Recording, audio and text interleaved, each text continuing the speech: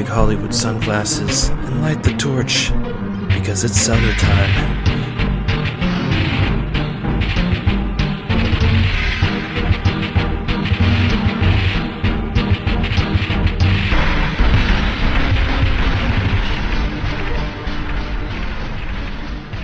Welcome to the Crack Cellar, as the prophecy was once undone.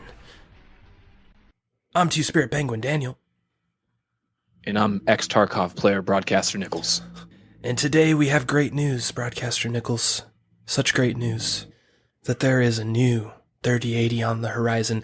Nay, a better 3080. It will come to save us, much like Anakin was supposed to save us from the Sith. You sure about that? No, but I want to believe. I'm like Fox Mulder with these GPUs, Broadcaster Nickels. I look in the sky and I want to believe. Man, if you want to be more depressed than 2020 already made you, then actively try to get a RTX 3000 series card.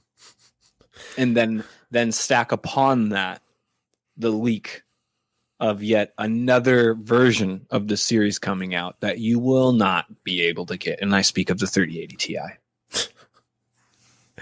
It's ridiculous. So you think it's going to be another paper launch? Is that absolutely what you think? It's going to be. Well, it's not even. It's being postponed for one.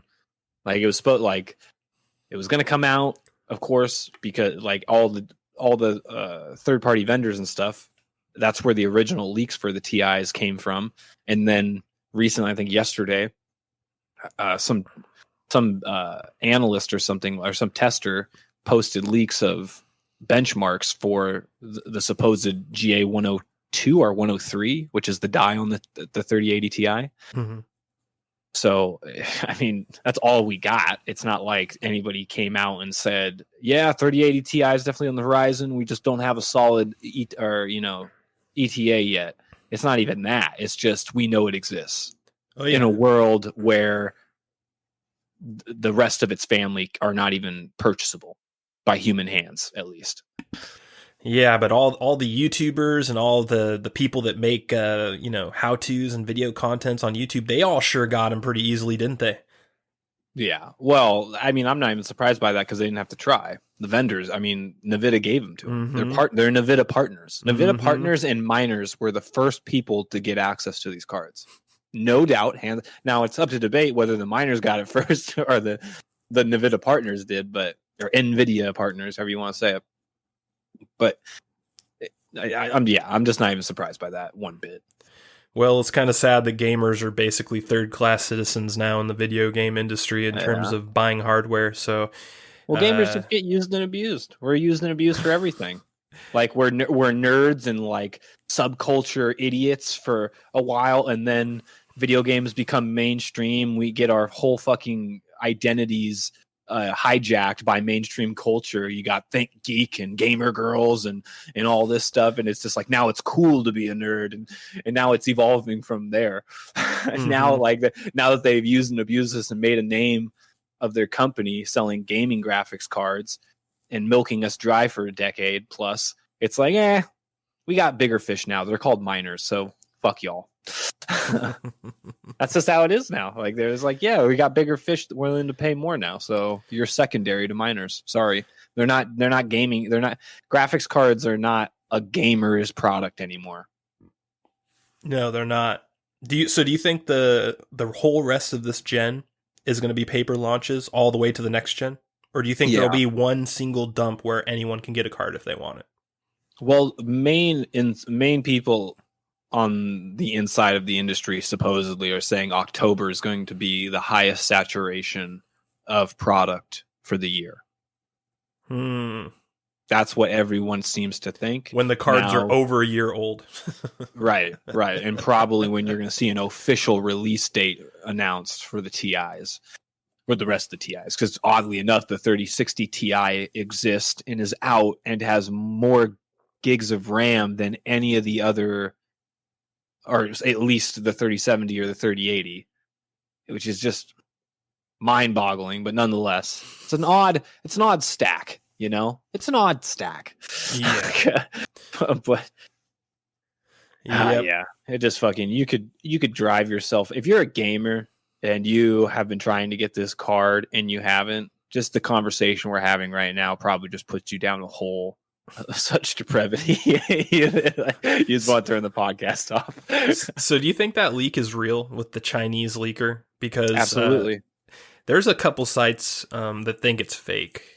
One was Tom's Hardware, I think, but there were a few where they were like, "Oh, this is the worst fake ever." Blah blah blah. It's so obvious. Blah blah. And I read the article, and I'm looking at the reasoning. I'm like, well, I mean, those reasons it might be fake, but this is not a slam dunk for you guys. You're overstating your case a little bit. So, well, that and Tom's Hardware has proven to be bought out plenty of times in the past. They've ran PR for fucking damage control for plenty of companies in the past 5 years. So like when I hear Tom's Hardware running defense for somebody, I'm like, please. Yeah, that's a solid point. Man, so the 3080 drought continues, and you think it's going to continue till October? Man. Well, you can couple that with what NVIDIA's official statement is, which is you probably won't see an uptick in stock or a noticeable change in stock availability till the end of Q1, which is April for them. So you have NVIDIA saying things might look up maybe after April. And then you got a whole bunch of industry insiders that all seem to agree that there are people on the inside are telling them October is when that's when the die manufacturer is going to have shit ready for them. That's when they logistically can think that there's going to be the most cards out the door going. Yeah. And it makes sense that the saturation point would be a year or two after the release, because that's when rumblings start of the next one, right? That's when you start hearing rumblings of the next generation that's about to come out, and then you're like, you have a choice on your hands. Do I spend the money now, or do I wait a couple years and try for the new one that might be another paper launch, and then maybe you're just going to be in a perpetual cycle of never getting a video card again? It's so funny too, because everyone thinks like these prices, you can give yourself a little bit or de-stress yourself a little bit, remembering that things have always been pretty bad. Like everyone, I get caught up sometimes thinking like, man, why is the RTX 3000 series getting fucking butt fucked so hard right now? But in reality, I think it's just you're older and you have more money and you're just on it more, and you've been trying to get a new card quicker than you ever have before. Like when, say, Pascal came out, I was still a teenager, or was it? No, I wasn't. When did Pascal come out? You're probably in your early 20s. Yeah, and I bought a 160, or sorry, a 1060 6 gig, like a year after it came out, almost, right? And it was for about, I think, $300 or something like that. And I remember thinking to myself, this is the most I've ever spent on a graphics card. And I was looking at the prices of like the 1070 and the 1080 and the Ti, and I was like, how the fuck can anyone afford to pay a G plus for a graphics card? That's ridiculous. And then the 2000, the RTX series came, and look at what the MSRP was for the 2080 Ti. It was $1,000, and then it ended up being sold regularly for $1,300. Mm-hmm. So I think we kind of look into the future and see these price gouges, and we're just like, man, this is unprecedented. But really, it's not with NVIDIA. NVIDIA has been up to this shit for a good amount of time now. And it doesn't help that PC gaming has just been rising and rising and just continues to rise. And now it's getting to the point where it's becoming a little mainstream. And that, on one hand, it's good because it means you get more releases for PC that might not have come to PC and might have been console exclusives before PC was as popular. So it gets you some more games, but at the same time, I think what you lose is a little worse. You lose, one thing you lose is the ability to buy a fucking video card and hardware. The other thing you lose is the culture. The culture of gaming is basically dead. It used to be a different thing. The culture of art is dead, is what's going on. PC gaming was unique. I've had a lot of discussions about this. Yeah, PC gaming. Well, I mean, all sectors of art, if you will, entertainment are pretty unique in their own ways, but it's just like art in general is suffering terribly. There's no creative outlets anymore. And gaming is just another example of it. Yep. You know, the hardware is hard to get now. No one, you know, you couple that with, you know, the wrong think and the political culture and stuff like that, and the stifling of ideas just because there's one idea in there that some big wig or just the right person in the company doesn't like, you know. Yeah. It is these attributes are proliferated everywhere, and they're killing art. It's just stifling art no matter where you see it. Yep. Well, we're one step away from the book burning, so it's we're already digitally book burning. We are digitally. You're right. You know what? You might be right. Buckle your seatbelts, folks. We are past book burning, and I didn't even realize it fully until just now. That's been happening. Speaking of book burning, Broadcaster Nickels, I hear there might be a little bit of backlash against Resident Evil 8. Yeah, I don't understand it. I don't know, man. I find myself like floating adrift in this giant ocean of wokeness, you know, where I'm just like, just floating on the surface. And I just don't quite understand some of the things, the way people come at things. Because from what I understand, and you know, I'm not going to try to say I'm in this deep and I understand every factor of this, but supposedly since the newest teaser, or not even teaser trailer, I think it's the official first trailer beyond that announcement trailer that was in June 11th. It just happened a couple of days ago. They finally showed the main villains to Resident Evil, and I think they showed a little bit of gameplay in there, and everyone's like worried that it's going back to like an RE5 action type gameplay, and it's not going to be creepy, and it's like zombies. It's the zombies are gone argument thing all over again. When the Lost Plagas were first introduced, and then Resident Evil 4 ended up being one of the best fucking Resident Evils of all time. You know, it's that. I feel like it's that argument all over again. And couple that argument with all the people that hated Resident Evil 7. They hated the direction of what RE7 brought, and so they're looking at RE8 using that direction. Not only the main character from RE7, but the same FPS or first person style from RE7, and then somehow they're identifying and assuming that whatever they saw in the trailer is going to be more actiony than horror, which I didn't get that. But I don't know. There's a lot of people online right now that are just like pretty much, I don't know if they're going to boycott at levels, but it's just like, it went from everyone was hyped for RE8 to like, they lost half the hype. It's weird. And that's because they think it's going to be more like an action game. Yeah. RE5, which is like the most hated RE of all times, I think at this point. Well, main canon REs, I think. That's the only one that I actually put the controller down on the first level.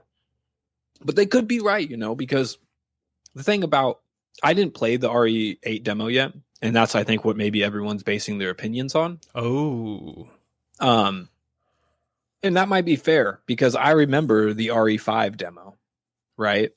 And a lot of people were like, this is not RE4, and this is going in a weird direction. This seems more like an action game. And I remember having rose-tinted goggles, playing the demo, thinking it was super dope, because it was dope to me, and just thinking all these people are saying this game is not a horror game, this is an action game. I thought these people were high on crack. And then I actually bought the game and beat it, and then looking back on it, I was like, you're right. This was just like they literally just took RE4's mechanics and then just forgot the game they were making. You know, like they forgot they were making a Resident Evil game or something. It was weird. Yeah.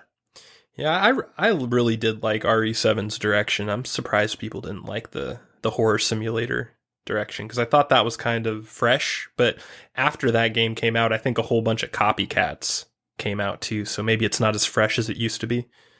Well, I forget, some people that are really into horror games are just into the construction of horror in general. I saw some comments where they were just like, RE7 had nothing but tropey jump scares. And I just, I have to disagree there. I only played the game once, and I've played almost every single Resident Evil to date. And I was really thinking about it, and I'm like, how is the scare factor in RE7 so uniquely different than any other Resident Evil? If anything, there were some points in Resident Evil where I really had to applaud them because they went above and beyond the traditional scare tactics of a Resident Evil game. And if that's what they're talking about, because I don't want to spoil anything. I don't want to say anything specifically because some people might plan on playing RE7 now that 8 is being talked about and they know it's a direct sequel. But nonetheless, if they're talking about more of these tropes that you see in more modern day horror movies that made it into RE7, then I just have to disagree. It's just like, that's evolving right there. Like prior to fucking RE7, Resident Evil didn't know how to do modern day scare. They have they've been relying on pretty much all old school tactics. So now the moment they make a game where they try to evolve that, you're just like, how predictable and overused. It's like, and the rest of RE7 scare tactics weren't overused. I mean, how many big tyrant models have you fought? Like how many different versions of the G virus or the fucking whatever virus are you fight and still be scared by? The fact that you're like, oh my God, this kind of looks like a scene out of Saw or some other modern day horror. You're just like, cut, I'm done. It's not Resident Evil anymore. It's like, fuck you, dude. I mean, it's true. It's different because I don't think any of the Resident Evils except for 7 are actually scary. Personally, I didn't play 6, so I have no opinion on 6. I thought 4 was legitimately, it wasn't scary, but it was intense, and it had a little bit of horror. I think all Resident Evils encompass that. I would say that RE7 is clearly the scariest Resident Evil, and I would say RE4 is probably second. I would agree with you there. When you get behind those two, I'd say as an adult for sure. You're right. I played a lot of these as a kid, and dude, RE2 never scared me.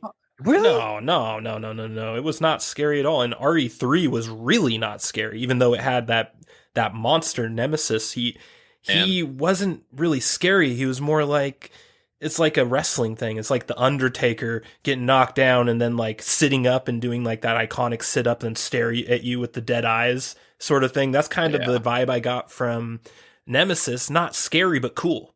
I thought it was cool, but not scary. I never got scared by any of those Resident Evil games except for 7. 7 genuinely terrified me in certain parts. Yeah, well, I think that's because RE7 was the first evolution of horror for Resident Evil, period. Yeah, I believe that. They went from tropey, same tactics from the first 6 games to let's actually do some psychological horror in this game. And they also, and people that haven't played RE7, they're just like, why is this Resident Evil a first-person game? That's blasphemous. Play the game. Play the game, and I'll give you a hint. It also is in VR. Think about that. There are some moments in this game where it couldn't have been in any other camera view. I'm telling you right now. Yeah. You will feel the pain of this character in some moments of this game because it's first person. Okay, like I'm telling you, it was well done. Yeah, RE7 I think would have sucked if it was third person. So I'm glad they went first person. That being said, I don't mind if RE8 is back to over the shoulder as long as they keep at least some of the horror simulator stuff from RE7. Like, you don't have to abandon all of it. Keep like the good stuff that you can do without it being first person, and then do the RE4 style gameplay. I'm okay with that. I'm not quite sure how much effort and money or manpower it would take, but I think it would be interesting if Capcom could shut up all these fans by, instead of doing a difficulty level in their Resident Evils, they can do camera modes instead. Play the whole game in old school camera mode. Play the game in RE4 third person mode, or play the game in FPS mode. And it changes the game in the movements completely. Right? Maybe And have that scenes that are specific to your camera mode. That would be exactly. cool. You maybe ooh, that's another good. Couple that idea with just different characters. So you say you get Claire Redfield, Chris Redfield, and Leon, the 3 characters available in a Resident Evil game. Leon's is old school view.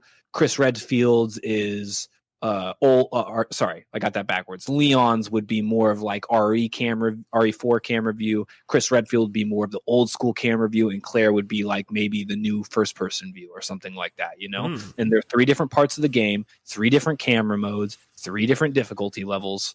It's like then you don't have then you could just you're like, well, you liked one third of the game. We got everybody. Okay. I would love that, but I think they'd piss off too many people by making content specific to a camera mode, because there are people out there that are just so like unmoving when it comes to certain things. Like, the people that every time you hand them a controller, they have to invert the analog sticks. They just refuse to play analog sticks normally like the other 99.9% of America, and they have to invert them. There are people like that with cameras too, where they just will not flat out not play a game if it has the camera they don't like. So, yeah. And with RE, I have a feeling that that's a prevalent thing in the Resident Evil community. I think that could be a part of this backlash, is that people are just like, you said people didn't like RE7. I'm guessing most of that was actually just the camera. Oh, most definitely. I have no doubt it was the camera. If they hated the fucking storyline, I mean, I don't know how you could. That was a really cool storyline. Oh yeah, it was. It was hokey in some levels. It was kind of tropey. Like, guy goes saves his girlfriend from some hills have eyes type shit. But again, it was well done. Mm-hmm. I think the RE4 storyline I like more, but RE7 definitely had one of the better storylines. Because some of the Resident Evils just had like non-existent storylines. So I think it goes RE4 and then RE7 as far as storyline goes. Me RE4 too. storyline was just really well done. It was. From the village to the castle to the Wesker's experimental island, or I forget what it was called, and then the Wave Runner out. That was just, it was like a movie. It was a really well done cinematic movie from start to finish. RE7 was kind of like being trapped in a Leatherface movie. Yes, exactly. And that's why I loved it. It was so different. Like, there weren't really games like that at that time. Or if they were, they weren't the same. Like, I know there's this one game that was sort of like RE7 that came out on the PS4, like right when the PS4 first came out, but it didn't have the combat, and it didn't have like all the RE kind of dressings, and it just had kind of the horror simulator part of it, but it wasn't as good. Like, RE7 showed me that you could do a legit horror simulator game that held up just like a good horror movie would, but with the gameplay. Sure. With the gameplay. And I gotta hit on it again. The game is in VR. I wish I played it in VR. Yeah, I didn't play this game in VR, and there are moments where I fucking almost had a heart attack. Mm-hmm. And if I was in VR, I don't know what would have happened. Yeah. Broadcaster Nickels, are you ready to get to our preview of Willy's Wonderland? No.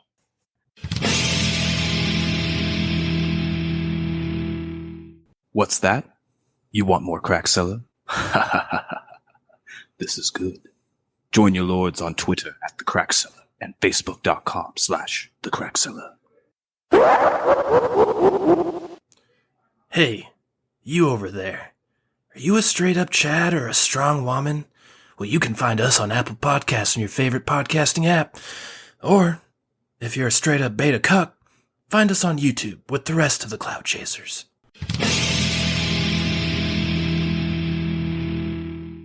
And we're back with our preview of Willy's Wonderland. Broadcaster Nickels, as you know, Punch Pop will give you a fistful of caffeine. But where, to, Broadcaster Nickels, shall that caffeine be consumed? What is Punch Pop? It's a fistful of caffeine right to your kisser, as seen on the can in the trailer that Nick Cage cracks open in the opening 5 seconds. A keen eye.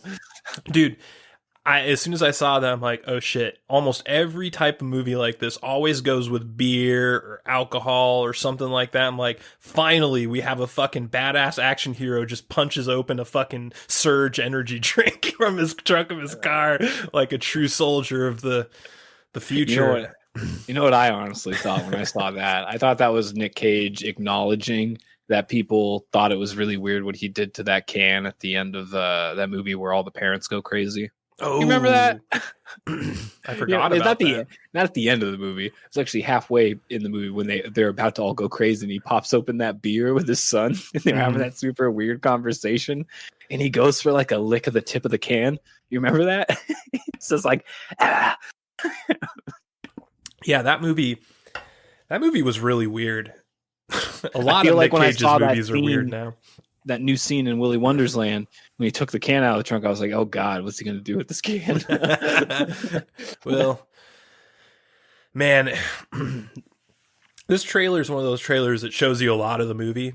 But in this case, I don't really mind it too much because you know what you're going for with this type of movie. And it's not like Blade Runner. Like, we're not trying to get like an award-winning storyline here. This is going to be all about Nick Cage going Duke Nukem on this bitch.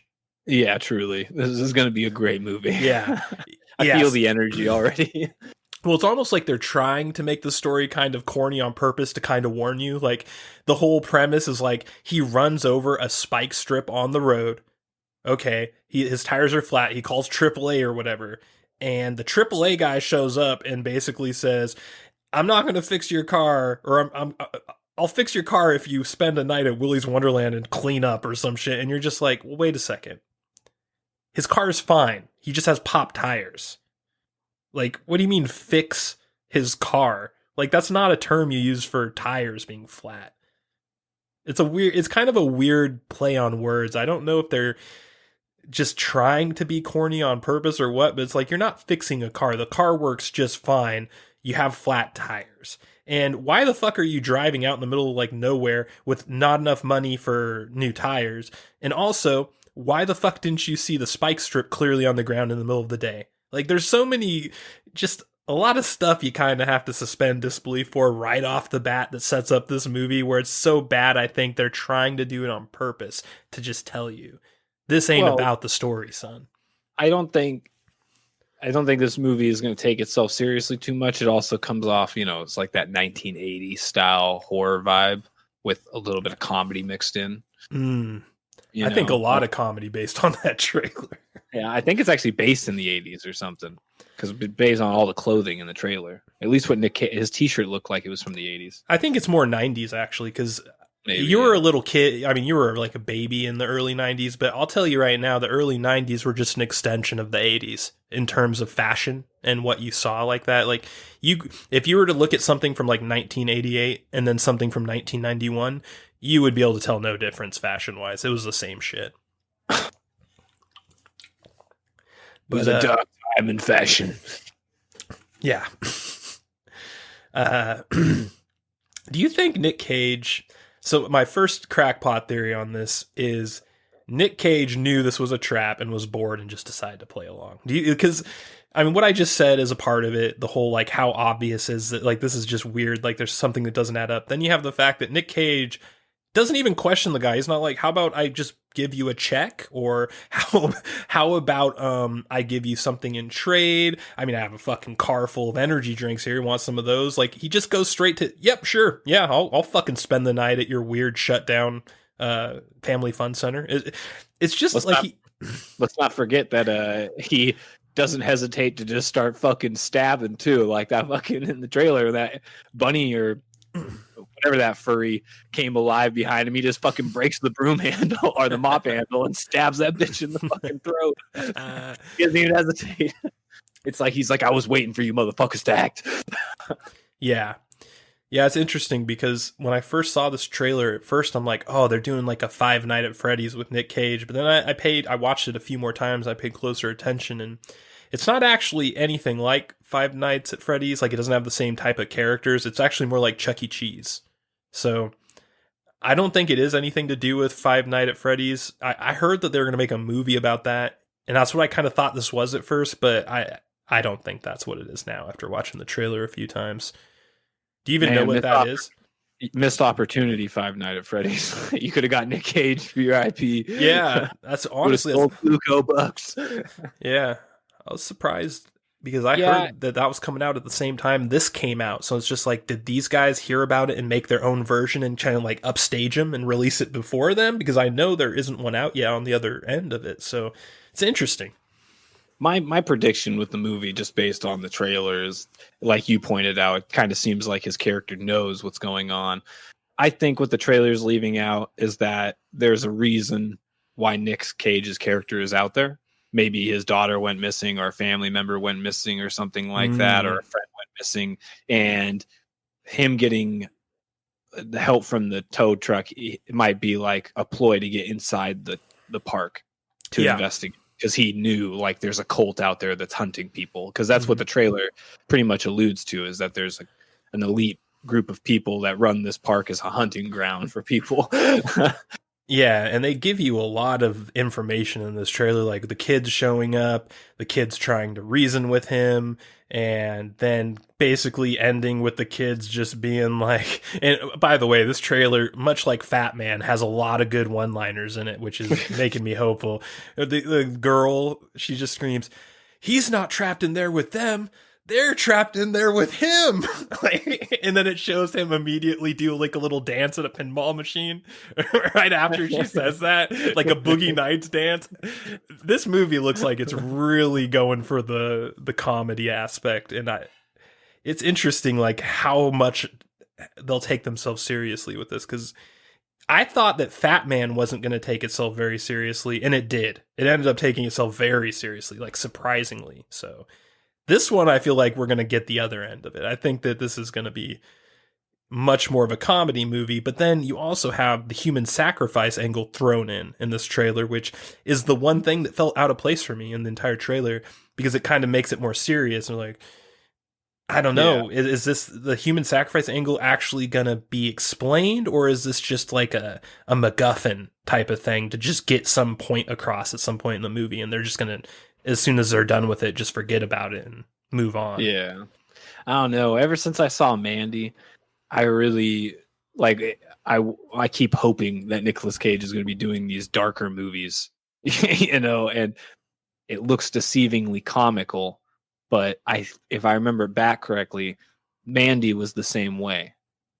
Yes, that's true. It did not. And when you actually watch the movie, you're like, wow, this is really dark. And all of a sudden, then like as the movie progresses, you get to like this weird like fantasy level of shit that's going on.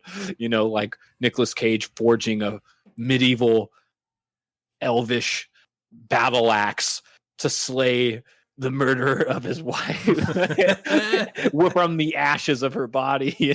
Like it's some crazy shit. And I feel we might get some of that with Willy's Wonderland. I'm hoping. Interesting. Yeah. I got the opposite impression, but I wouldn't mind if you were right about that, because I could see this going in both directions, and I can't see myself being disappointed in either. I'm just ready to see Nick Cage beat up some animatronics. Honestly, just that part of the movie alone is going to be glorious, I think. It is. It will be glorious. Better than anything Jurassic Park's going to come out with. So yeah, the third act of Nick Cage's career just continues to progress in more and more insane directions. Like, can you imagine just talking shop about Nick Cage in, say, like 1999, and just saying the guy from Face Off, the guy from Con Air, the guy from Raising Arizona, he's going to start doing movies like Mandy and Willy's Wonderland and Mom and Dad and all these crazy fucking movies we've seen him in lately. Fucking Jiu-Jitsu. Fucking Jiu-Jitsu was fucking out there, crazy, weird movie. It's like he's picking the weirdest movies he can find. That's what it feels like. Did you actually watch Jiu-Jitsu? I did. I watched the whole thing. That's terrible. It was probably one of the worst movies I watched in the year 2020. Honestly, it's up there. So bad. Yeah, it was not good. Not good at all. But Nick Cage, he punched a check, didn't he? He got paid. He showed up probably and filmed for one day on that movie and probably got paid.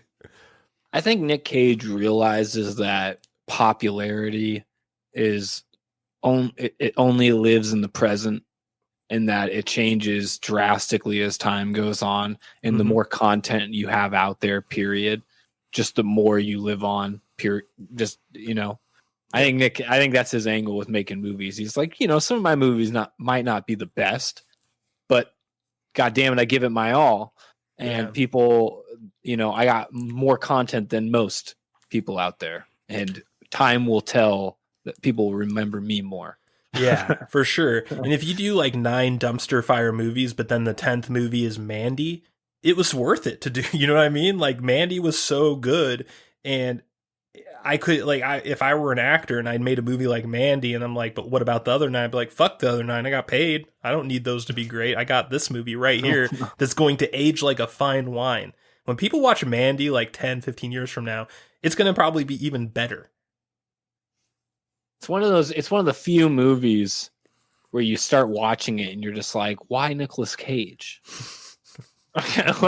Usually you go into a movie, you know exactly why Nicolas Cage is here. It's only at the forging of the axe you're like, okay, now I understand why.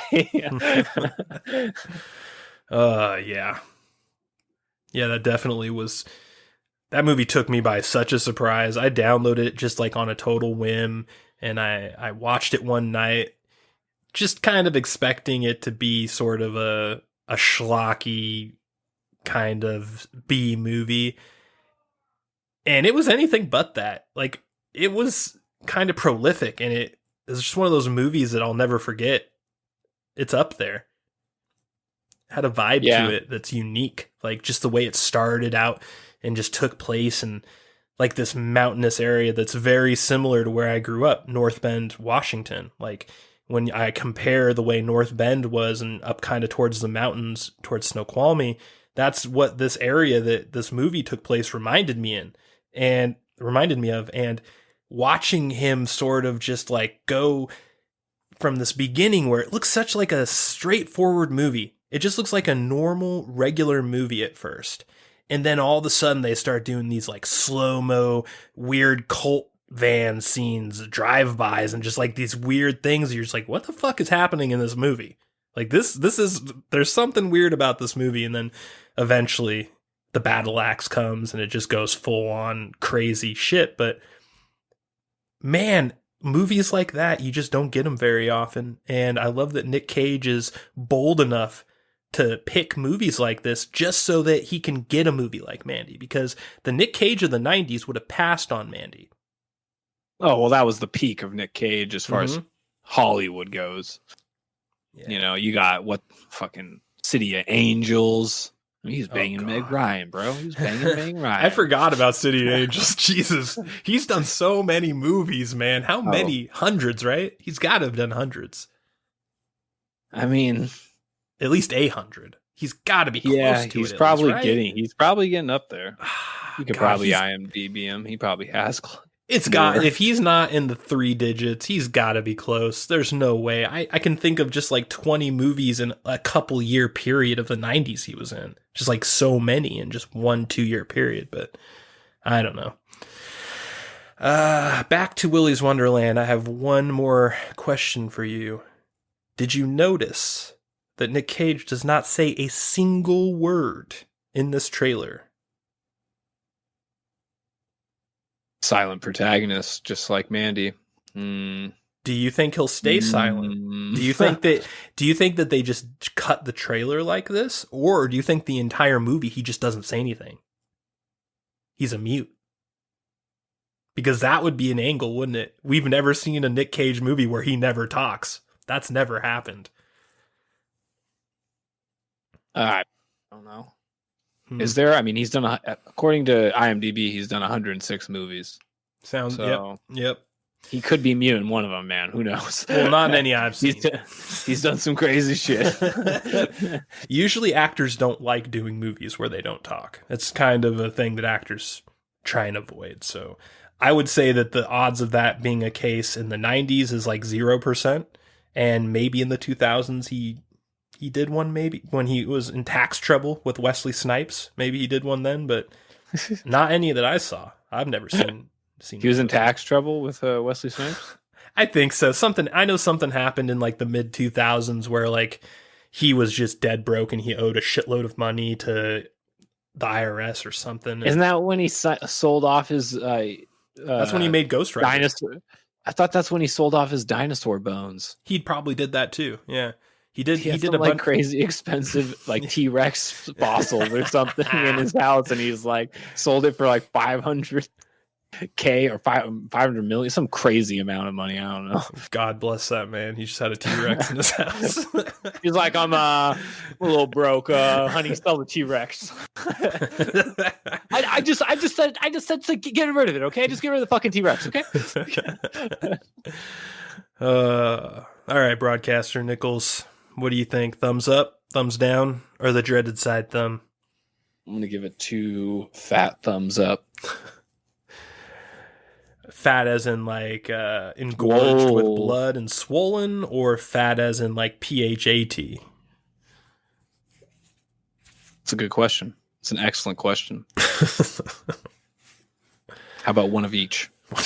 There we go. Choose your adventure. All right. Yep.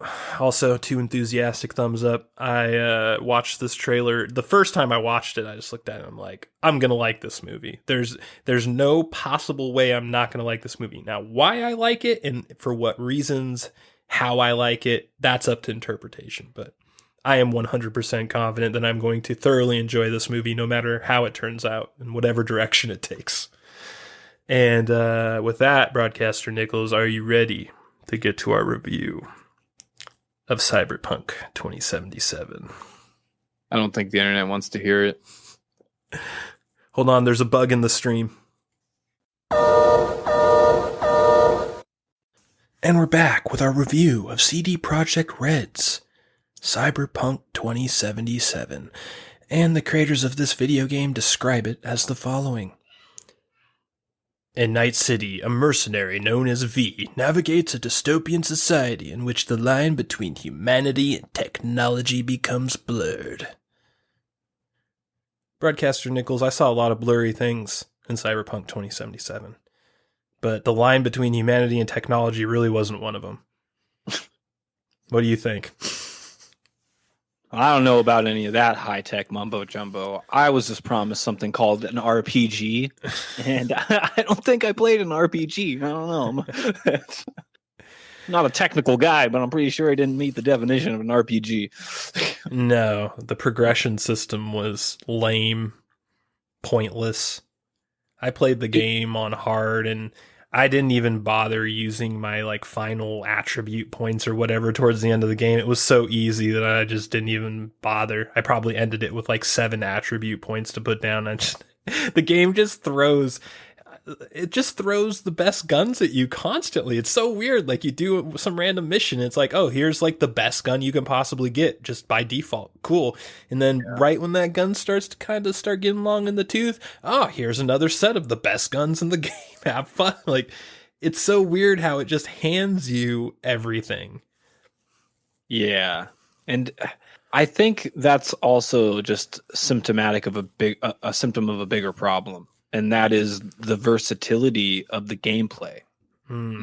There is none. Truly, there is none. They sugarcoat it with, being an engineer or a brawler or a hacker or whatever. I think there's a few other ones, a blade master or a gunfighter.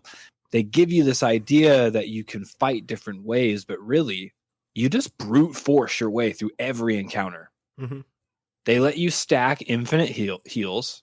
You can you literally can hold like 300 plus healing on your quick heal UI button. So you can sit there spamming heals as much as you want. And I don't know, man.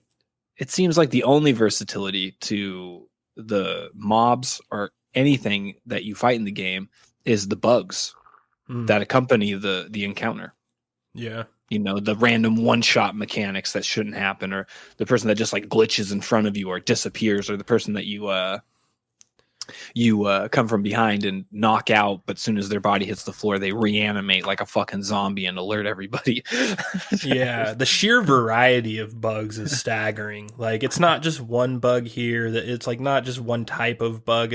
I saw like 8 different types of bugs while playing this game. Just like from everything, like you said, like random one-shot mechanics to weird crashing and falling through the world to objects in the world just randomly ragdolling out of nowhere because it hit some weird glitched block on the terrain.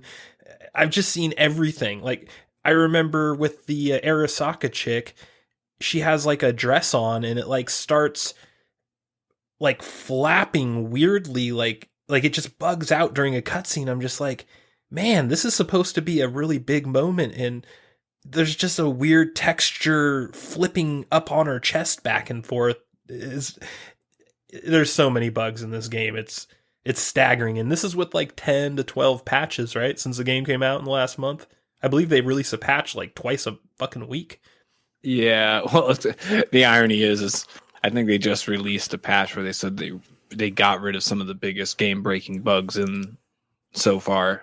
And I was just like, okay, guys, congratulations. Almost 2 months later, and you released a patch that made the game playable. I still, on the game file I played, I have a side quest I can't do because the game's glitched. And I'm told when I look up that, when I looked it up online, that there's no update. It's going to fix it. It's the game file's just corrupted, essentially. You're never going to be able to do that side quest. It's like, okay, that's cool. Yeah.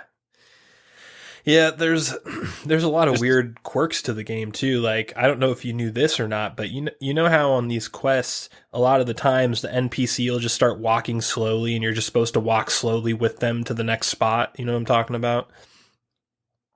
Yeah. A little escort quest. Like, there's no combat. It's just you walking and talking with them, and they walk really slowly.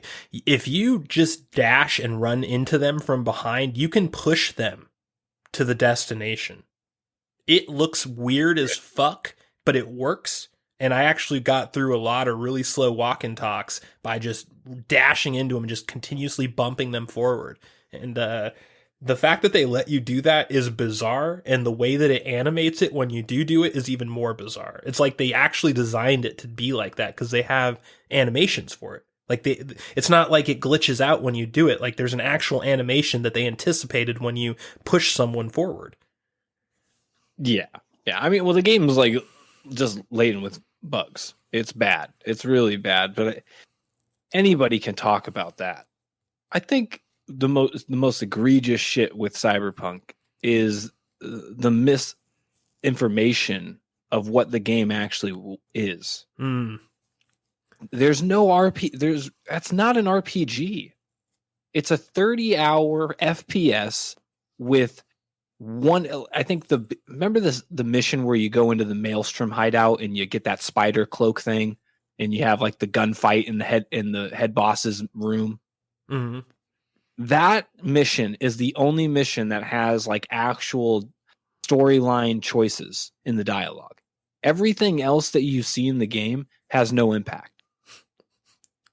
Until the very end, and then it has all the impact in the world. It's just so weird. And then again, the classes in the game, none of them really matter because you just brute force your way through every encounter. Mm-hmm. It's like, okay, I go stealth, and all my attributes are in stealth like I did.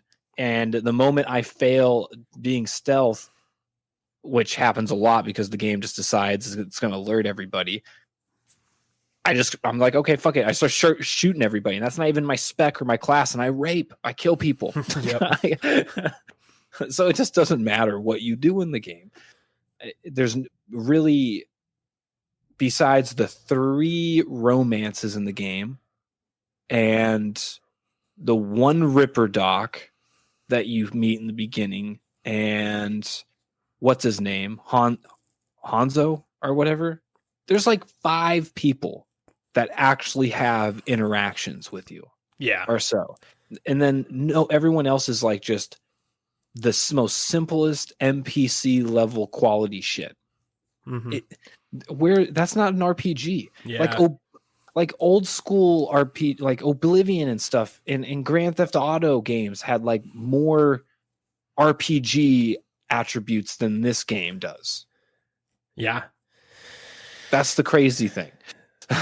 Yeah, they tried to slap some RPG features on the game, but it's not even like half the RPG that Borderlands is. And I thought that they kind of were going for like a Borderlands meets Grand Theft Auto vibe with the game, but it doesn't really work too well.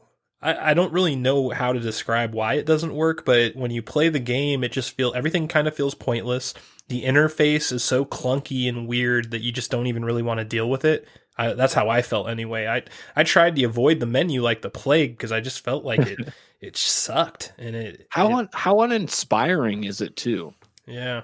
I mean, here's a real downer. I got a comic, right? That's based on this trauma team, this trauma unit. They show up once at the very beginning of the game, and you never see them again. Oh, I know. That was one of the cooler things. Like the beginning of this game is really good, I have to say. I really liked Act 1. I thought Act 1 was fucking amazing, and it really psyched me for Act 2, and then fuck, man, I had to force myself to keep playing halfway through Act 2. Like, Act 2 got really boring for a while. Like, really boring. They really wanted you to, like, crutch on the side missions to, like, fill in Act 2. It's weird, because Act 1 was, like, this well-oiled machine, just, like, a really well-written, like, 5-episode arc that had a payoff. It had everything. Everything went well with it all the way to the ending, where the dude betrays you and shoots you in the head, which launches the Keanu Act 2, which... Basically, Keanu isn't even in Act 1, really. He's just Act 2 character. And, man, I thought I'd like the part with Keanu more, but I actually like Act 1 more. I liked Jack as a character. I liked the whole heist arc. I liked everything about all of it. And the sad thing is I wouldn't have probably even enjoyed it half as much if I just watched their promotional trailers that I just happened to miss, so I didn't have the whole thing spoiled for me. Yeah. All of it's so simple. Like, all the things that they show you is, like, on the surface level. It's really sad. Like, like I brought up the trauma unit. Night Watch. Remember when you go to Pacifica and you help out the Voodoo Boys? I forgot about that, but yeah. Yeah, and they're like, Night Watch is the biggest baddie in the city, you know? And you're like, oh, damn, okay. Well, this is going to be like some Fallout shit where I'm going to be able to get reputation with the Voodoo Boys or the Night Watch. They're going to be the two competing factions, and then Trauma Team is probably going to have some competing faction, like the extreme response unit of the police unit. I forget what Max Tac, I think they call it. So Trauma Team, Max Tac, Voodoo Boys, Night Watch, all the factions that were pretty much promised in this game and in the storyline and the lore are just nothing in this game. Pretty much, and some of them are non-existent. Yeah, it's weird. You just they had so many great ideas and these like little story points that would have been great, but then they just, like you said, they just abandoned most of them out of nowhere. It's like, was there supposed background to be items? Was there supposed to be an Act 3, Nicholas? Broadcaster Nickels, do you think there was supposed to be an Act 3? Because it feels like there was. It feels like something happened. It's confirmed, like I remember we were talking. Well, yeah. I mean, confirmed without being officially confirmed, but you can't lie at this point. There was the leak on Reddit where the guy was talking about all these things that got cut, and then people started actually looking at the game, and they realized there was evidence there of all the things that this guy said were cut, like the giant subterranean or subway system that they were going to have a vampire masquerades aesthetic with. Oh, that would have been cool as fucking. Are you right. kidding me? Yeah, that was supposedly cut content, and then later on, people actually did some digging in the game, and they found out there was like these small entryways into the subway system that just abruptly get cut off into no space. Like they were just you could see where they deleted areas of the game. So I don't know, man. That makes sense because there's just once you finish that game, you just have this strong vibe that the first part of this game was so strong that it just feels like the second part, it reminds me of, and I hate saying this because this is my favorite RPG of all time. It felt like Xenogears Disc 2. a little bit.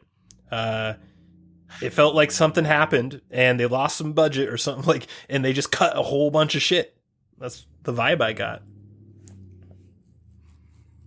Yeah, I don't even know who the bad guys are at the studio. I don't know what the idea was, who made them release this Christmas holiday, because that's what it was. Mm-hmm. Them coming out in December, they didn't want to miss another holiday or something. That had to be what it was. This game should at least been delayed by another year.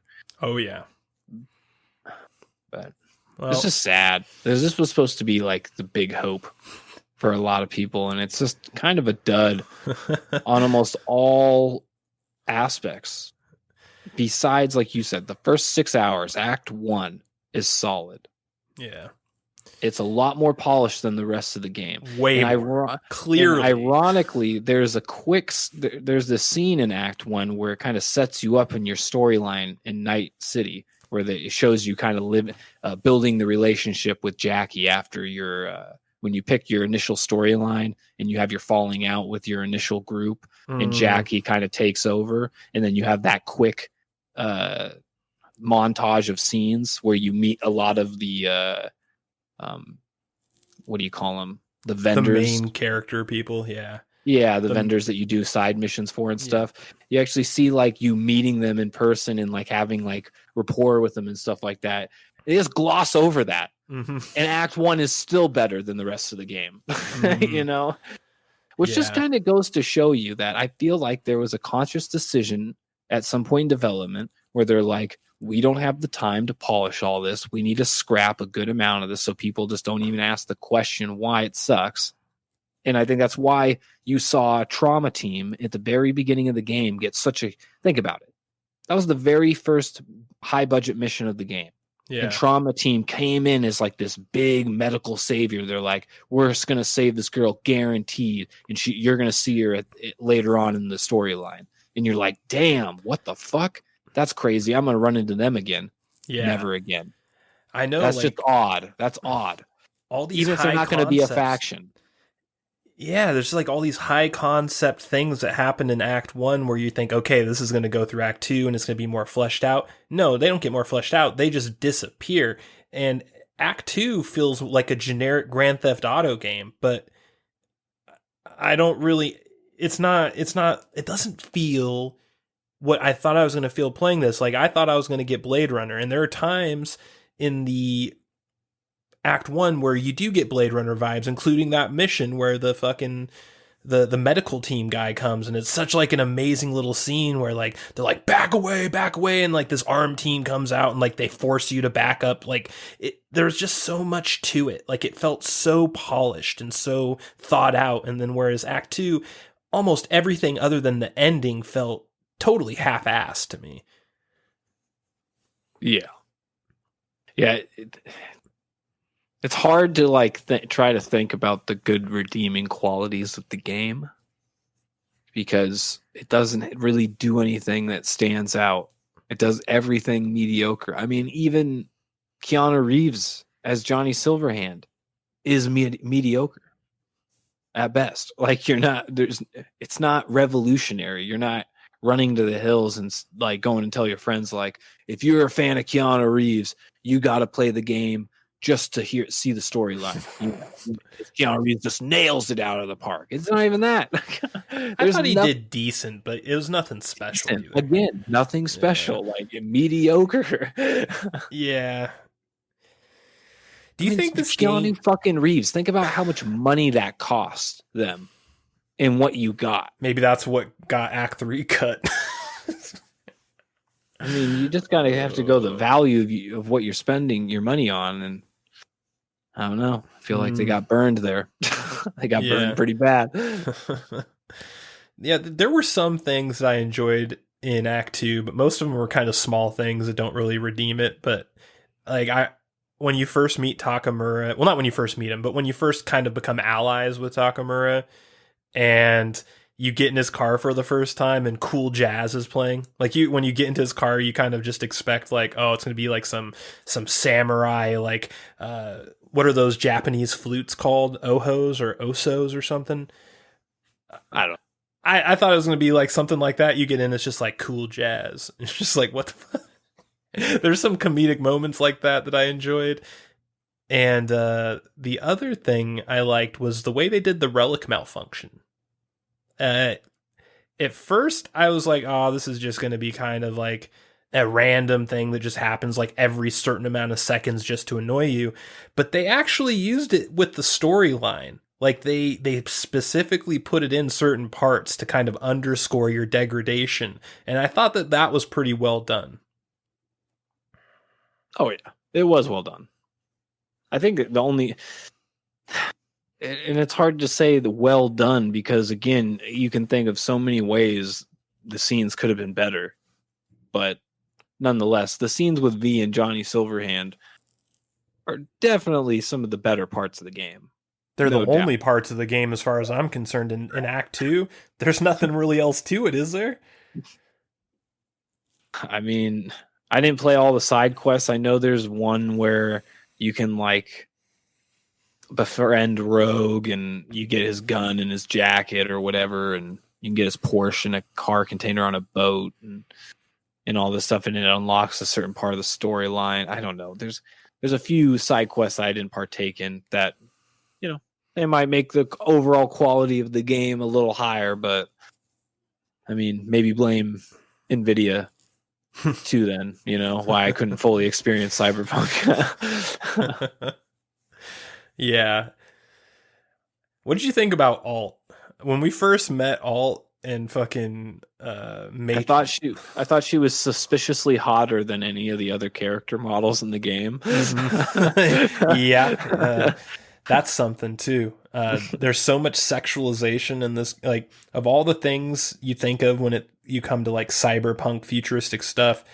I mean, sexuality is one of the things, but it's probably number 5 on my list. Clearly the people who created this game, it was number 1 on their list. They really underscored like the sexualization of everything in this game, all the way down to the super awkward sex scenes. What did you think about those? Because they felt super heavy-handed and also really creepy to watch. It wasn't, you didn't feel like, oh, this is cool. You kind of feel like, oh God, I don't know if I should be watching this. They were weird for sure. I remember when the first sex scene I ever seen in a game was, I think, God of War. Or was it one? I think, was it 1 or 2 that had the sex scene? I can't remember. I think it was both. They both had them, but yeah, okay, you're right. They did both. They were a little bit more cheeky, you know, like they weren't this like, I'm going to stare a character model directly in the eyes. Yeah. You know? That's what you're right. Now that you've mentioned it, that is what made it creepy. The way they stared right into your eyes. Oh my God.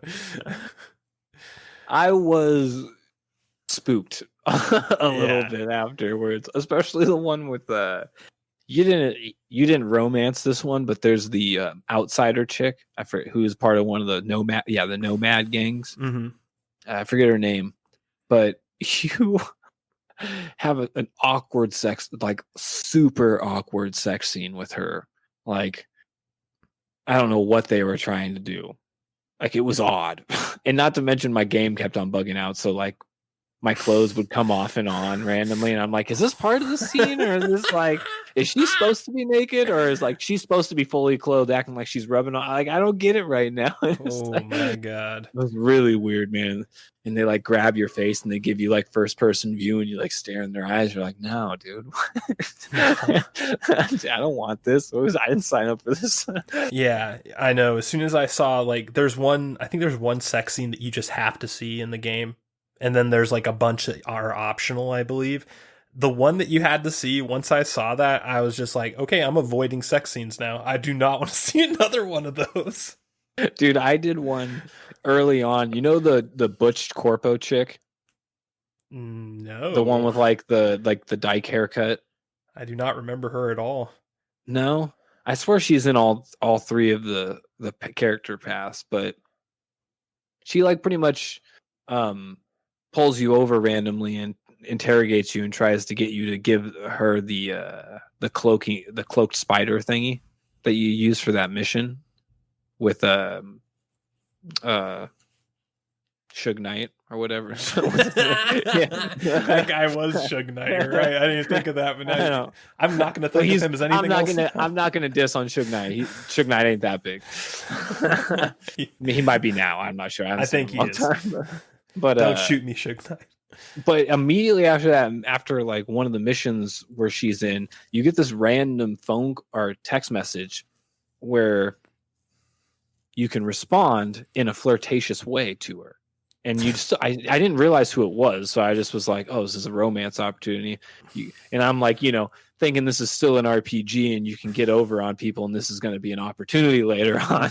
So I take it. And she's just like immediately when you flirt with her once, she sends you a text back. She's like, meet me at blah, blah, blah hotel room, blah, blah, blah. And you're like, damn. And so you go in there and it's the Butch Corpo chick. And she's like in this like leathered, like thin leather strapped 2-piece suit with her tits showing.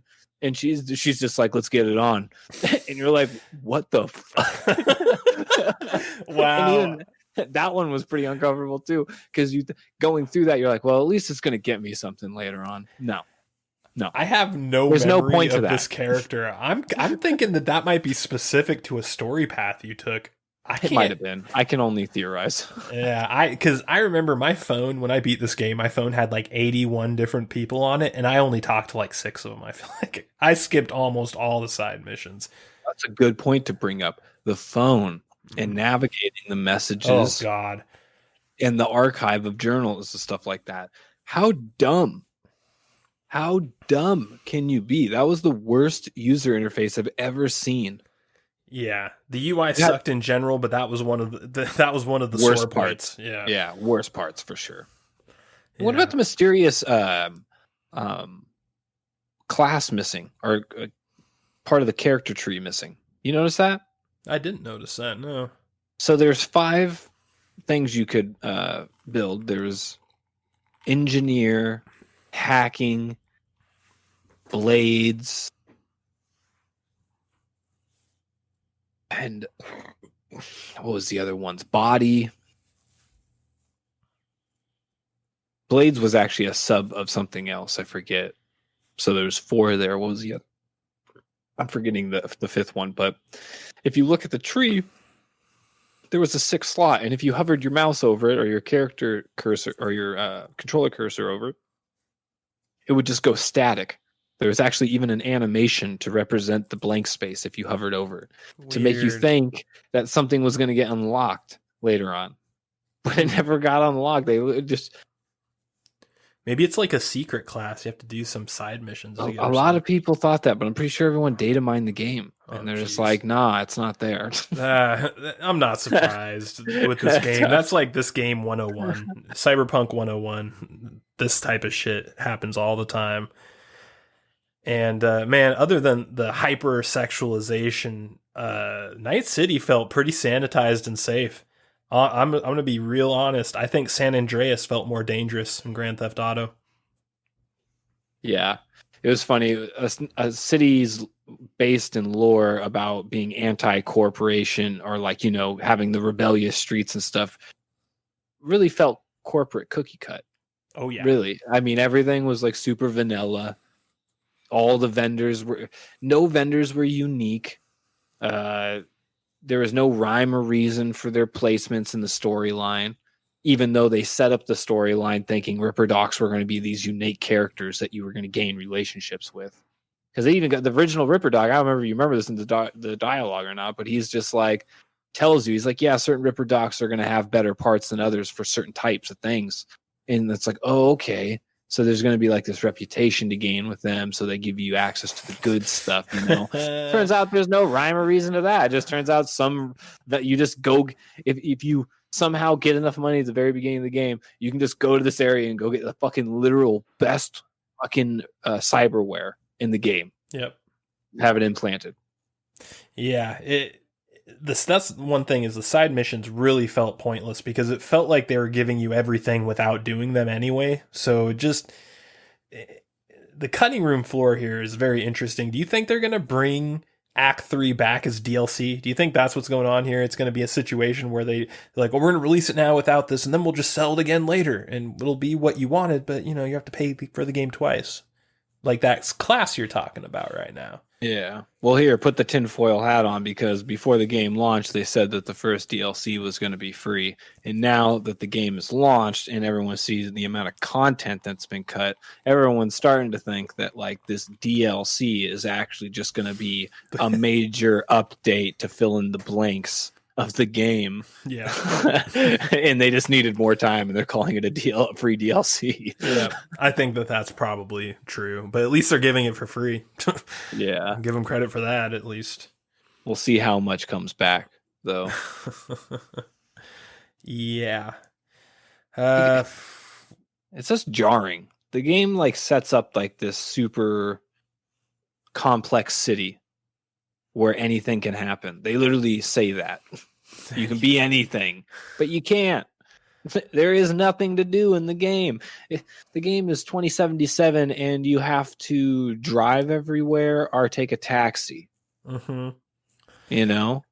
What the fuck? There's nothing cool. Swimming's not even cool. Like, they don't have anything, any like subterranean, like watercrafts or anything. There's no underground areas. There's no floating like flotilla city like area that you can, like a city up in the sky where the elites are at, where you can like get access to. Like, there's so many cool heady ideas in the cyberpunk space that just they're not there.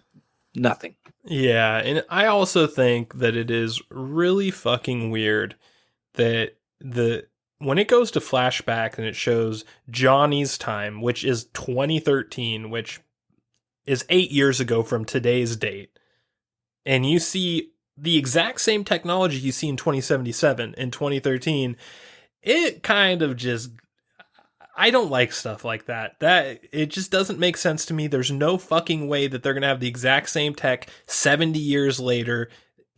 None of that made sense to me. I don't understand what they did with the timeline. I'm guessing it's specific to like the old school cyberpunk lore, and they're just trying to stay true to the dates. Because, you know, back in the 80s, they really did think the 2013 was going to have, like, cyber tech shit, probably. Oh, for sure. I think the original Cyberpunk, wasn't it based in 2020 or something like that? I think so, yeah. I think the original Cyberpunk was 2020. But I don't know. I don't know a lot about it, so I could be wrong. But that does ring a bell to me. I think you might be right. But either way, like, you can't just say, oh, 65 years of progress or 60 years of progress, whatever, and nothing. Like, it's the exact same. The city looks the same. The tech looks the same. The guns look the same. Johnny has a cyborg arm. Atom Smasher, he was in 2013 with his cyborg body, just like, okay. And then in the year 2077, everyone has the exact same. It didn't add up. I think it was sloppy writing, or I don't know. Yeah, it was kind of like this weird, everything frozen in time for some arbitrary reason they didn't explain at all. Yeah. It pulled me out, man. Honestly, it pulled me out a little bit. It's one of the many reasons I didn't like Act 2. I really thoroughly enjoyed Act 1, and then Act 2 felt like a regression in a lot of ways, and that's one of them. I think Act 1 felt so good because it was really on rails still.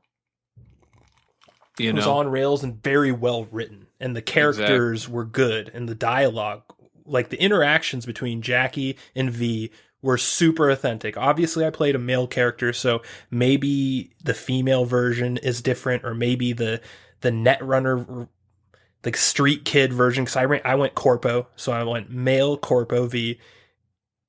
For me, the way that they interacted was just really good. Like, they had such a great rapport, the way they talked to each other. And I don't think that any other duo matched it throughout the game. Not even Johnny and V.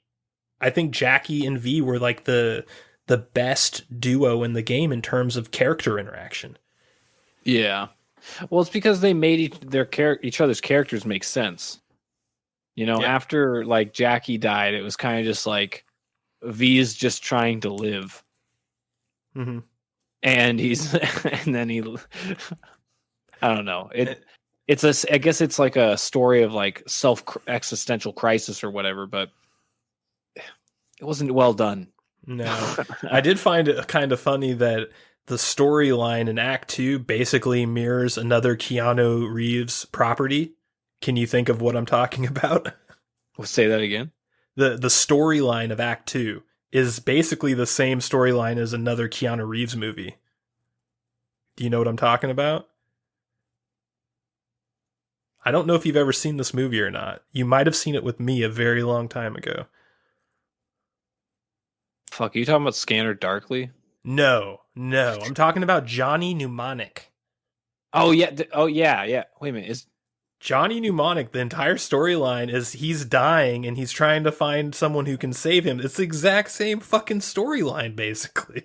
I think I was thinking of Johnny Mnemonic. Yeah, I found that to be very funny, and it made me wonder if Keanu Reeves has a soft spot for the Johnny Mnemonic movie, and he's like, oh, this story's kind of similar. Maybe I'll do this. Sure, I'll do it, guys. I'll play the same character.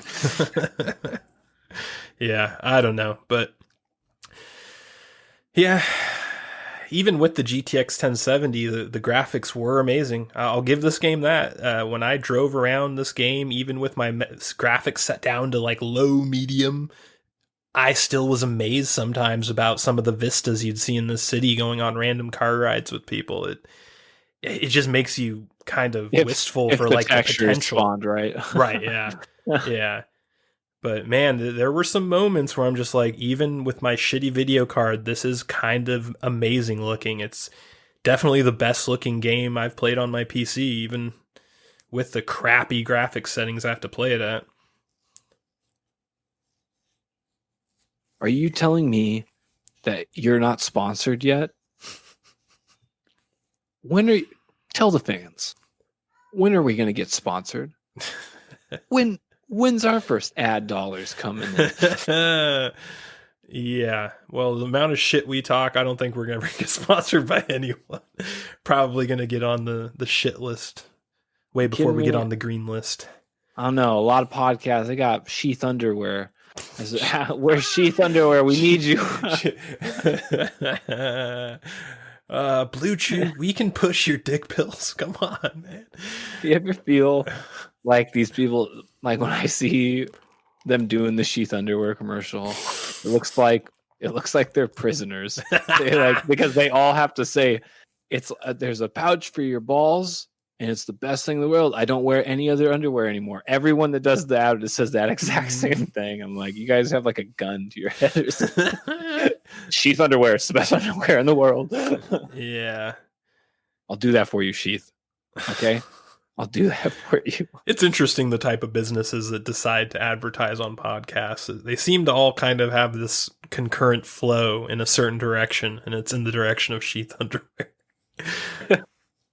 All flows to the sheath underwear. But man, the final level was quite a letdown for me. I don't know if you experienced the same final level as me. Did you go to Arasaka Tower and fight to the bottom, or did it just like go automatically with the way you did it? I found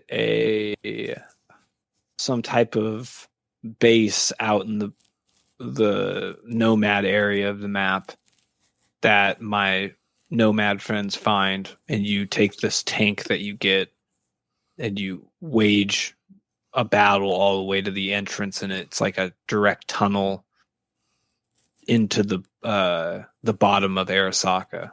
You don't actually have to fight from the top or whatever. Okay. And then I think once you get to the bottom of Arasaka, I think that's kind of where the storyline gets kind of similar. So then the last level is unique to the ending. That's interesting. Yeah, like you remember getting to like the great door, the grated door where you had to pull it up, and then Atom Smasher comes in and push you through. Mm-hmm. Yeah, like that part's the same for everybody. Okay, you know, and then from there, and you go into the ice bath and meet Alt Cunningham. That's when some more choices take place. Well, your version sounds a little bit cooler. My version seemed cool at first. Basically, we just take a helicopter with Rogue into Arasaka and we just like fly it into the 70th floor. And then we just work our way down to the basement, which felt like an insane plan. But the cool part about it is that part of that plan is that we had Alt blow up a satellite in space for us to make in. And the way they depicted that in the sky was really cool. I like that part of it. That's dope. Yeah, but that's pretty practical though. Flying a helicopter to the top of a building to get to the sub. It was base floor. Fuck. It was absurd, man. Like when I was like really listening to the plan, I'm just like, this would never work in a million years. This is kind of weird. I did it. I'm gonna lay in the bed I made, but man, this just doesn't feel like the right ending. I feel like I got like the bad ending of this game. Because it was pretty lame. Like you just keep jumping down floors, fighting the same mob over and over, like the exact same way. The combat in this game is so effing repetitive and so easy, and just like it's almost like not even worth playing as a game. You almost just wish they made it a movie. There is no diversity in enemies. No, it's the same throughout the whole game. Even the bosses are just souped up, more polished, regular enemies. Yep. Like what's his name? Takamura's friend that you end up fighting at the parade or whatever. Yeah. He was like, him and Atom Smasher are the only unique boss fights, I think. Right? Probably. And that guy, by the way, I thought was actually more difficult than Atom Smasher. Atom Smasher was laughably easy. I was really You must have had the that. right build. I wasn't. I was caught off guard by Atom Smasher. Like I didn't have anything. Yeah, I didn't have anything on me. You played it that on really... the hardest difficulty, right? I only played it on the second hardest, I think. So you had it a little. You went all the way on the difficulty, so that makes more sense for you. I couldn't believe how easy it was on just regular hard mode. All he did was he'd do his little chase move, which every boss in this game does, by the way. They all just like chase you. And then they stop, and then they do their special move. And then they chase you again, over and over. In Atom Smasher's case, it's a rocket launcher on his back that does these dodge AoE ground moves that are super easy to get out of. Like, he never hit me once with his rockets, not a single time. No, the only time I was having difficulty with him is his shotgun. His shotgun was like a one-hit mechanic.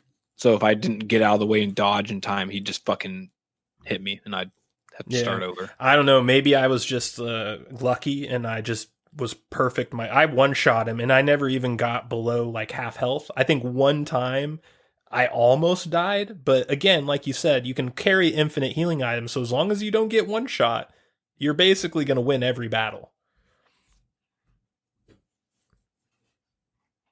Big letdown. It's just what they call. I'm having a loss for words here. Compelling gameplay. Atom Smasher felt like a first boss, not a last boss, and that is a cardinal sin in my opinion. Technically, he was the second boss. Yeah. But the one cool thing about my ending is that after we crash in the helicopter and we just like jump out of the helicopter and fall into the 60th floor and like this interior jungle area that's in a building, which also didn't make sense. You hear the AI over the loudspeakers yell, "Hayabusa protocol activated." And that gave me a grin. I like that. I don't know how many people are going to catch that reference, but that is definitely a Ninja Gaiden reference. No doubt about it. People catch this one, but the sun set on CD Projekt Red long ago. But, despite the problems and flaws with this game, I definitely plan on playing it again. I think when I get my video card someday in the next 5 years, the first game I'm going to fire up with it, I believe, will be Cyberpunk 2077. I do believe that. Multiple things have to happen. I think getting better hardware is one thing. I think them making sure everything is 100% fixed, and then them having like a complete version of the game with all their DLC added and stuff like that. Then I'll play it so I can get one whole complete playthrough again and give it one fair shake, because I'm not going to wait around for DLC drips, and play that chunk and see if it redeems anything, because at this point the game needs triage. So I want to see how it recovers fully, not when it's actually on the hospital bed recovering. Yeah, we'll see what this DLC does, because I feel like Act 1 and like the prelude or whatever, that part of the game, you can just leave it totally alone, but they need to do something with Act 2, because Act 2 is a mess, and the way it stands now, I just think it brings the game down significantly. If Act 2 was on the same level as Act 1, I would be giving this game a much different rating, but it isn't, and I'm not. That being said, Broadcaster Nickels, here on the Crack Cellar Podcast, as you know, we have a segment called The Hit, the Miss, and the Whiff. What's your hit? Yikes. The hit in Cyberpunk 2077. The score was pretty good. But was it the hit? Maybe. Was it the super heavy romantic scenes with your 3 main lovers? Most definitely not.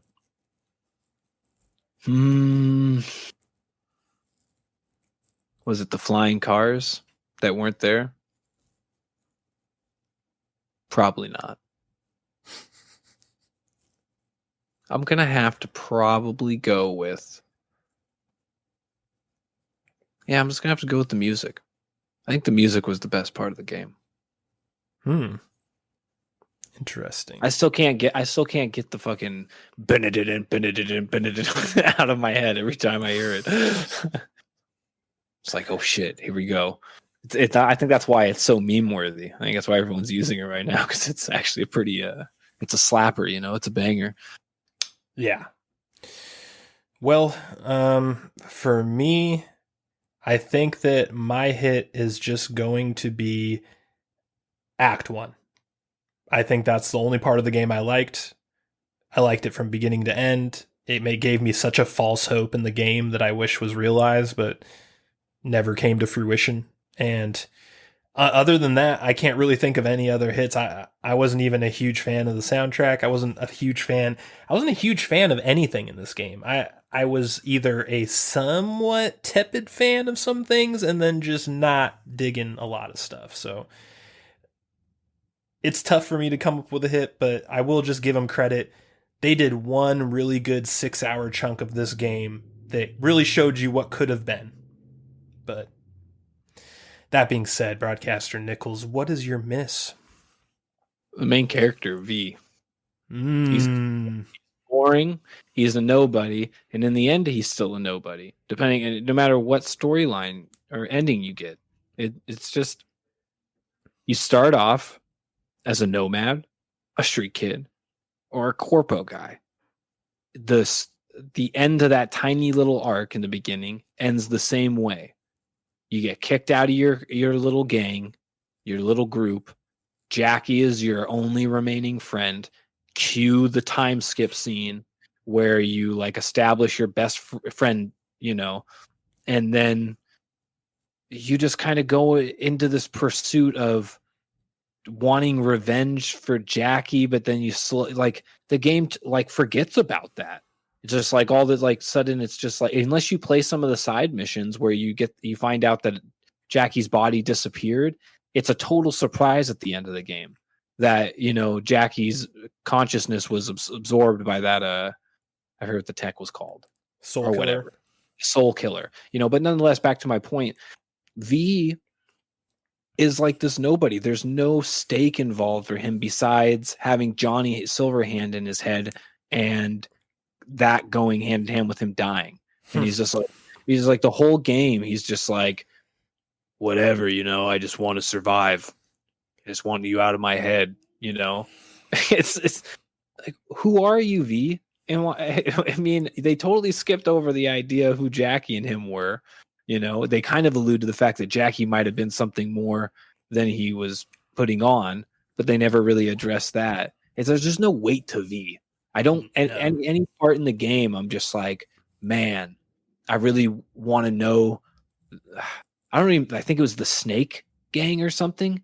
There's the Aldorados and the Wraiths out in the Nomad area. They're the two competing gangs. And then there's like this old retired gang that joined the Wraiths that your Nomad storyline comes from. So like you're this Snake Gang guy that refused to join the Wraiths, so you left the Nomads. It's like you never hear anything about that. You never meet any of these Snake Gang people unless maybe there's a side mission I didn't play. Yeah, but again, no weight to the character at all. At the end of the game, when you ultimately make your decision, if Johnny's going to go in with Alt, or you're going to go in with Alt, or who's going to get the body or whatever, it's just like, who cares? Yeah, I know they were trying to create an illusion of depth that didn't actually exist. There was no carrot at the end being dangled in front of V's character, like, hey, if you survive, you got these people to look forward to, or this path to look forward to. Definitively it's the end of the game. They kind of like put it out there in front of you, like this is going to be the end of the game. So it's like, who cares? Yeah. Whenever I pick, the game's over, and nothing of like significance happened beforehand. None of my storyline or dialogue choices really meant anything. It was just you talking to like a brick wall, essentially. Yeah, I'm much more a fan of games that gradually use your choices to choose an ending rather than a bunch of choices that are meaningless and at the very end, extremely important choices that literally dictate how the game ends. I don't like that way of doing it. It's cheap and it's easy, and that's sad that they went that route. My miss is the rushed release. They clearly rushed this release, and the funny thing is they delayed the game like 4 times. Could you imagine if this game came out in April? Oh my god, this game would have been so fucking bad if it was released in April 2020. Instead, it gets released December 2020, or was it the end of November? I forget. It was December 10th. December 10th, yeah. So they released the game 8 months later, and it's still worse than what I thought it was going to be like in April before they delayed it 3 times or whatever it was. They clearly cut content. They clearly didn't polish most of the game. And there was a list of bugs the size of the Titanic. It's just sad. The rush release is a huge miss in my opinion. But that being said, Broadcaster Nickels, what is your whiff? The whiff would probably be the vendors, the factions, and the side quests. They're meaningless. You have street reputation that unlocks like a certain grade of weapons or whatever. But other than that, it doesn't give you any type of street credit with them. It doesn't unlock any meaningful story with them. You're just kind of supposed to pretend like you have rapport with these people, or they heard about you because you're that badass, and you just do these meaningless side quests for them. I mean, it's fun while it lasts. Some have some better missions than others, but at the same time, it's just like, why did you guys spend money on this? That's the quote of the review. There's so many more bigger fish to fry, obviously, in this game, and you like put this half-handed fucking side quest system in where you're trying to play off like it's more meaningful than it really is. Like the way the phones work and how they call you in certain regions of the map, they totally stole it from Grand Theft Auto, but they missed out the most important part that Grand Theft Auto gave you: the reputation, the street cred in that specific area, the gang wars and stuff like that. Mm-hmm. There was a reason why you would go fucking help Wells out, or versus Pedro, or Father Pedro, or whatever his name was, I forget. If you actually helped one of them, it would actually decrease the reputation you had with the other. There was none of that. It was just like, come help me clean up the streets. And it was the same fucking mission again. Or like, what's her name, the cop. She would just be like, "Go get another cyber psycho," and it's like they're wrecking damage in the area, and you just go take out this crazy psycho and put him in a trunk afterwards, and then that's it. And another one appears in another area. No one gets unlocked because of that. Like, for instance, like Ripper Docs.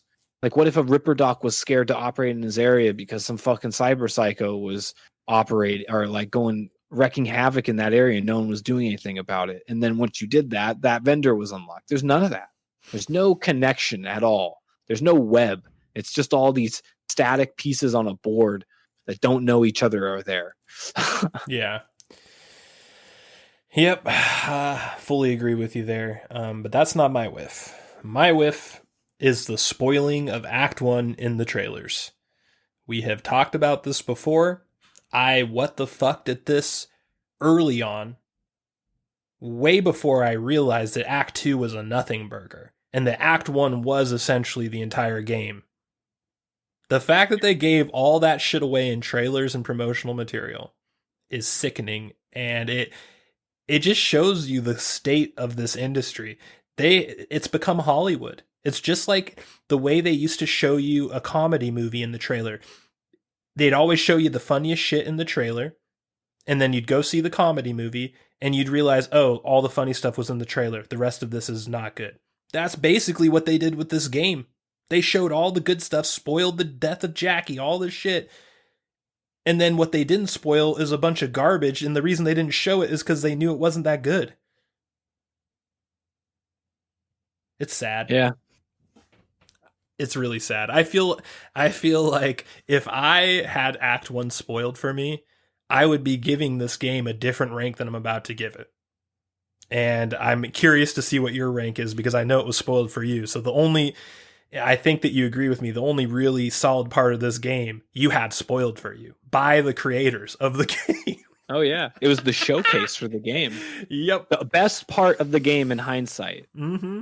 The only thing that was really good about it was revealed in the launch of the game, or the reveal of the game. Sorry.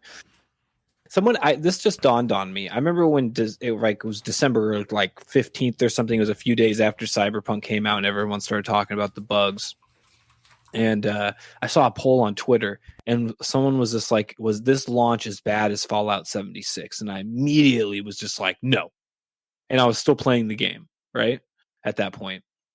In hindsight, I think about that. And I'm like, this is worse almost than Fallout 76. But I don't know because I didn't really play 76 too much. I just saw from what I saw, it was really bad. It's at least on par with the Fallout 76 rollout, where it's just a total buggy, incomplete mess. The only thing Cyberpunk's missing is microtransactions. That Fallout was laden with. So, yep. All right, well, Broadcaster Nickels, here on the Crack Cellar, as you know, we use the official, patented Nick Cage rating system. On that system, what do you give CD Projekt Red's Cyberpunk 2077? I'd rarely say this, but I don't even think Ghost Rider deserves this. Damn. But I'm going to give it a redeemable Ghost Rider. Oh, if shit. maybe further on they update it and some DLC comes out and it, like we talked about earlier, fills in the blanks, and it just all of a sudden transforms this caterpillar into a fucking butterfly, then maybe, just maybe, we can get it up to a Con Air. Maybe. Yeah. I think I like the game a little bit more than you for the reasons we just talked about. I genuinely loved Act 1. All of it was a surprise. I didn't know any of it was coming, and it was great. I loved it, and I thought I was going to really enjoy the rest of the game. I didn't, but that one part of it just kind of redeems the game slightly for me. So I'll give it a rock. A weak, a frail The Rock. A frail rock. It's one of those rocks that if an earthquake happened, it might split in half. But It's Fail. there. And